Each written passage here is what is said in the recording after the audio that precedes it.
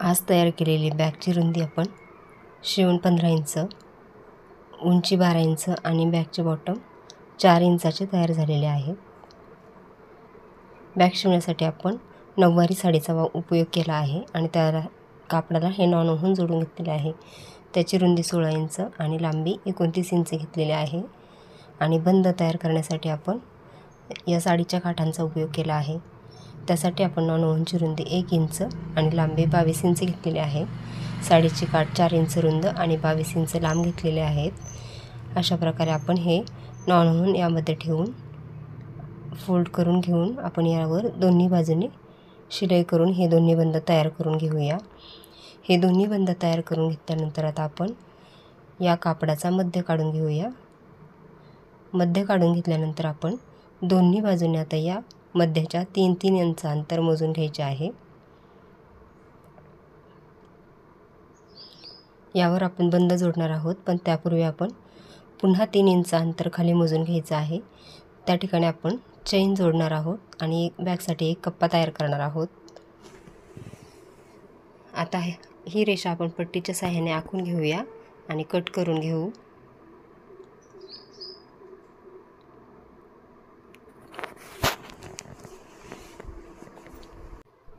Cut करून घेतल्यानंतर आता आपण 16 इंच लांबीची चेन घ्यायची आहे आणि ही चेन आपण उलट ठेवून यावरती एक शिलाई करून घेऊया।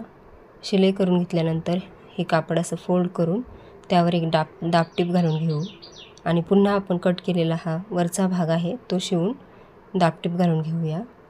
आता ही आपलं चेन लावून तयार झालेली आहे, त्यामध्ये एक रनर ॲड केलेला आहे। आता वरच्या बाजूला आपण खूण केली होती 3 इंचावरती, या दोन्ही ठिकाणी आपण बंद जोडून घेऊया। बंद जोडून आपले झालेले आहेत। आता आपण दुसरी चेन जोडून घेऊया। त्यासाठी 16 इंच लांबीची ही चेन उलट ठेवून यावरती जोडून घेतली आहे आणि अशीच ही चेन उचलून आपण दुसऱ्या भागाला पण जोडून घ्यायची आहे। आता चेन जोडून झालेली आहे। आता आपण याचा खालच्या भागाचा मध्य काढून बॉटम तयार करून घेऊया। आता या साईडच्या दोन्ही भागांना आपण कट लावून घेऊया मध्यावरती।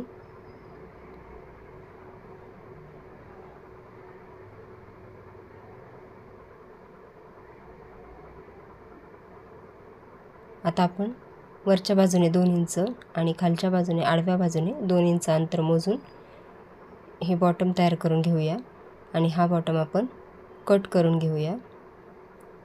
हा बॉटम जसा तयार केला आहे त्याचप्रमाणे आपण दुसऱ्या बाजूचा पण बॉटम तयार करून घ्यायचा आहे। आता हे बॉटम आपले कट करून झाल्यानंतर आपण ही चेनचे दोन्ही भाग वेगवेगळे करून घेऊया आणि आता आपण हे पॉकेटसाठी हे नॉनवून जोडून घेणार आहोत। त्यासाठी याची रुंदी 16 इंच आणि लांबी 13 इंच घेतलेली आहे। ही चेनवरती ठेवून आपण त्याला एक शिलाई करून घेतलेली आहे आणि आता हे नॉनवून फोल्ड करून बंद बाहेर काढून त्यावर एक दाबटीप घालून घेऊ आणि याच्या साईडने आता शिलाई करून घ्यायची आहे। खालची बाजू अर्धा इंच फोल्ड करून त्यावर शिलाई करायची आणि बाजूने पण शिलाई करून घेऊया आणि दुसरा बंद पण आपण अशा प्रकारे बाहेर ठेवून या चेनवरती दाबटीप घालून घेऊया। अशा प्रकारे आपलं हे पॉकेट तयार झालेलं आहे आणि या चेनवरती पण आपण दाबटीप घालून घेतलेली आहे। आता आपण यामध्ये रनर ओवून घेऊया। हा रनर एकदा ओवून बाहेर काढून घ्यायचा आहे आणि पुन्हा आपण यामध्ये हा रनर ओवून मध्यावरती ठेवूया।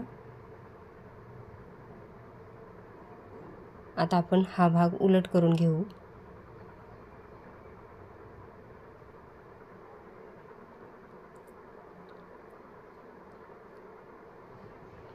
उलट करून घेतल्यानंतर आता दोन्ही बाजूने याला शिलाई करून घ्यायची आहे।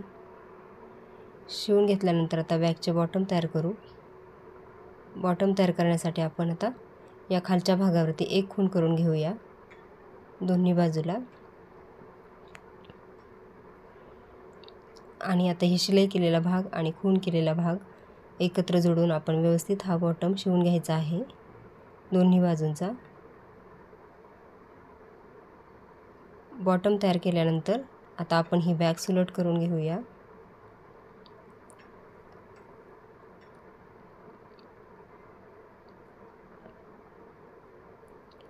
सुलट केल्यानंतर सुंदर अशी आपली ही बॅग तयार झालेली आहे. आतमध्ये पण आपलं खूप सारं साहित्य बसेल. बाहेरच्या बाजूने आपला हा एक कप्पा तयार झालेला आहे.